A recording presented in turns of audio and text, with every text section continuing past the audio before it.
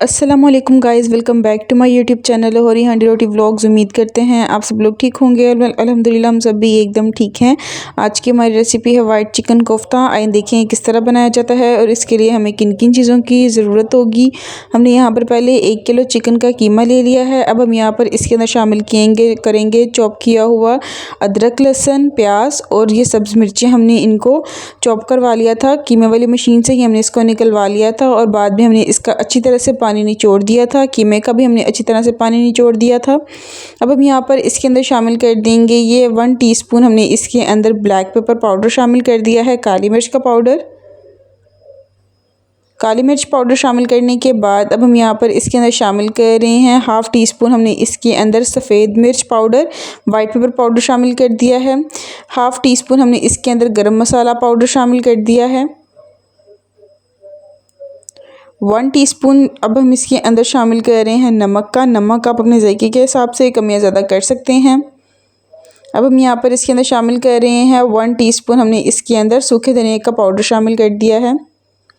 उसके बाद अब हम यहाँ पर इसके अंदर शामिल कर रहे हैं 1 टेबलस्पून हमने इसके अंदर घी का शामिल कर दिया है।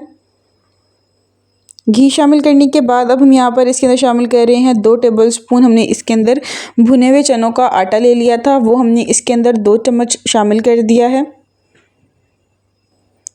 ये तमाम चीज़ें शामिल करने के बाद अब हमने इसको अच्छी तरह से हाथों की मदद से मिक्स कर लेना है। इस तरह से ये देखें जी, मसलते हुए हमने इसे अच्छी तरह से मिक्स कर लेना है ताकि जो मसाला है वो चिकन के कीमे के साथ यकजान हो जाए। हमने इस तरह से हाथों की मदद से इसको मसलते हुए बहुत अच्छे से हमने इसे मिक्स कर लेना है। और ये देखें जी, मिक्स करने के बाद जो कीमा है वो बिल्कुल रेडी है। ये मसाला जो है कोफ्तों के लिए हमारा बिल्कुल रेडी हो गया है। अब हम यहाँ पर इसके बनाना शुरू करेंगे कोफ्ते। ये देखें जी, इस तरह से हमने इसको कोफ्तों की शेप देकर हमने इसको तैयार कर लेना है। ये देखें जी, जिस तरह से हमने ये एक कोफ्ता तैयार किया है इसी तरह से हम तमाम कोफ्ते जो हैं इस तरह से ही रेडी कर लेंगे। और ये देखें, हमने बिल्कुल थोड़ा सा पोर्शन कीमे का लिया है और उसको हमने, ये देखें जी, बिल्कुल थोड़ा सा ये पोर्शन लिया है हमने कीमे का और इस तरह से हाथों की मदद से हमने इसको एक राउंड बॉल की शेप दे देनी है और इस तरह से हमने सारे कोफ्ते रेडी कर लेने हैं। और ये देखें जी, यहाँ पर जो तमाम कोफ्ते हैं वो रेडी हैं। 1 किलो कीमे में से हमने यहाँ पर तकरीबन 16 से 17 हमने यहाँ पर कोफ्ते निकाल लिए थे। अब हमने यहाँ पर एक कढ़ाई ली है ग्रेवी के लिए। अब हम यहाँ पर एक कढ़ाई लेकर इसके अंदर शामिल कर रहे हैं 1 कप घी। घी शामिल करने के बाद अब हम यहाँ पर इसके अंदर शामिल करेंगे प्याज। हमने यहाँ पर 2 चॉप किए हुए प्याज ले लिए हैं, इनको हमने रफली चॉप कर लिया था। अब हमने इसको तब तक ऑयल के अंदर कुक करना है जब तक ये थोड़े सॉफ्ट नहीं हो जाते, थोड़े ट्रांसपेरेंट नहीं हो जाता, तब तक हमने बस इसे कुक करना है, इसका कलर चेंज नहीं करना। और ये देखिए जी, जैसे ही प्याज थोड़ा सॉफ्ट साइड पे जाना शुरू हो जाएगा, थोड़ा ट्रांसपेरेंट होना शुरू हो जाएगा, फिर यहाँ पर हम इसके अंदर शामिल करेंगे 3 से 4 चॉप की हुई हमने इसके अंदर ग्रीन चिली, सब्ज़ मिर्चें हमने इसके अंदर शामिल कर दी हैं। सब्ज़ मिर्चें शामिल करने के बाद अब हमने इसे तकरीबन 1 मिनट के लिए इसी तरह से प्याज के साथ कुक कर लेना है। ये देखें जी, हमने इसको तकरीबन 1 मिनट के लिए यहाँ पर कुक कर लिया है। अब हम इसे डिश आउट कर लेंगे और अब हमने इसका ब्लेंड करके एक अच्छा सा पेस्ट हमने इसका रेडी कर लेना है। ये देखें जी, हमने इसको डिश आउट करना है और एक पेस्ट रेडी कर लेना है इसका। और ये देखिए जी, यहाँ पर वही ऑयल शामिल है जिसके अंदर हमने प्याज फ्राई किया था। अब उसी ऑयल के अंदर हम यहाँ पर शामिल कर रहे हैं 2 टेबलस्पून जिंजर गार्लिक पेस्ट के। जिंजर गार्लिक पेस्ट शामिल करने के बाद अब हमने इसे अच्छी तरह से कुक कर लेना है जब तक इसका कलर जो है वो गोल्डन ब्राउन नहीं हो जाता। और ये अच्छी तरह से कुक नहीं हो जाता तब तक हम इसे मीडियम फ्लेम पर इसी तरह से कुक कर लेंगे। और ये देखिए जी, यहाँ पर जो है जिंजर गार्लिक पेस्ट बहुत अच्छे से कुक हो गया है, इसका कलर भी चेंज हो गया है। अब हम यहाँ पर इसके अंदर शामिल कर देंगे ये पेस्ट जो हमने प्याज का और सब्ज़ मिर्चों का रेडी किया था ब्लेंड करके, वो हमने इसके अंदर शामिल कर दिया है। पेस्ट शामिल करने के बाद हमने इसे अच्छी तरह से मिक्स करते हुए इसी तरह से मीडियम फ्लेम पर हम इसे कुक कर लेंगे। अच्छी तरह से हमने इसे कुक करना है और इसको तब तक कुक करना है जब तक जो इसका पानी है पेस्ट का वो ख़त्म नहीं हो जाता और जो इसका ऑयल है वो सेपरेट नहीं हो जाता। तब तक हम इसे इसी तरह से मीडियम फ्लेम पर कुक कर लेंगे।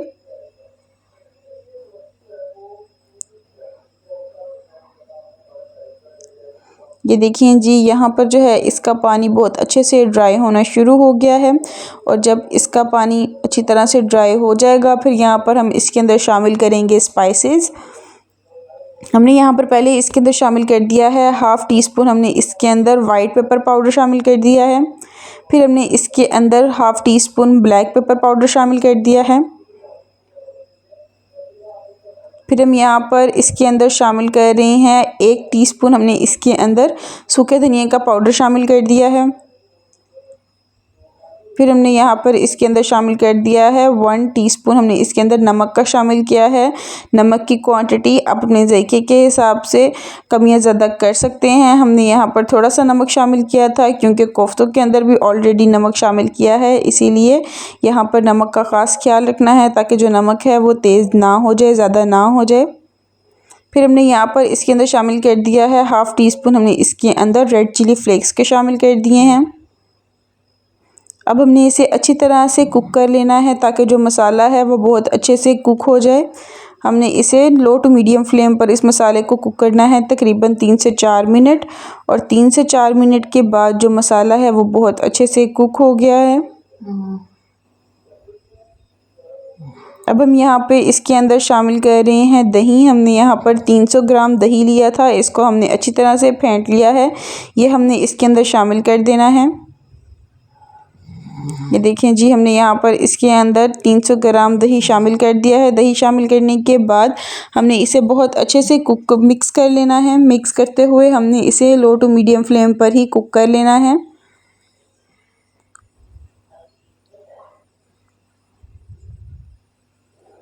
और ये देखें जी, जब ये इस तरह से पकना शुरू हो जाएगा मसाला, इसके अंदर इस तरह से जोश आना शुरू हो जाएगा, फिर हम इसके अंदर शामिल कर देंगे कोफ्ते।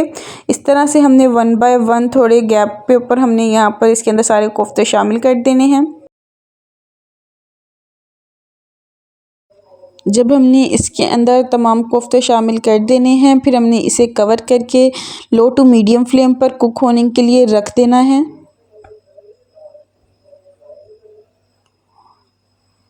और ये देखिए जी, यहाँ पर इसको कुक होते हुए तकरीबन 5 से 7 मिनट हो गए हैं और 5 से 7 मिनट के बाद हम इसे अच्छी तरह से मिक्स कर देंगे चम्मच की मदद से। ये देखें जी, अब हम कोफ्तों की जो साइड है उसको चेंज करेंगे और इसे इसी तरह से हम कुक करेंगे।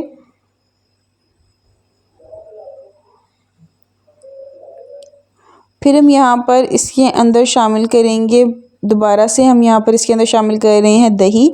अब हम यहाँ पर इसके अंदर ग्रेवी के लिए दही शामिल कर रहे हैं। हमने इसके अंदर 250 ग्राम दही शामिल किया है। तकरीबन 1 कप के करीब ये दही हमने इसके अंदर शामिल कर दिया है। दही शामिल करने के बाद हमने इसे अच्छी तरह से मिक्स कर लेना है।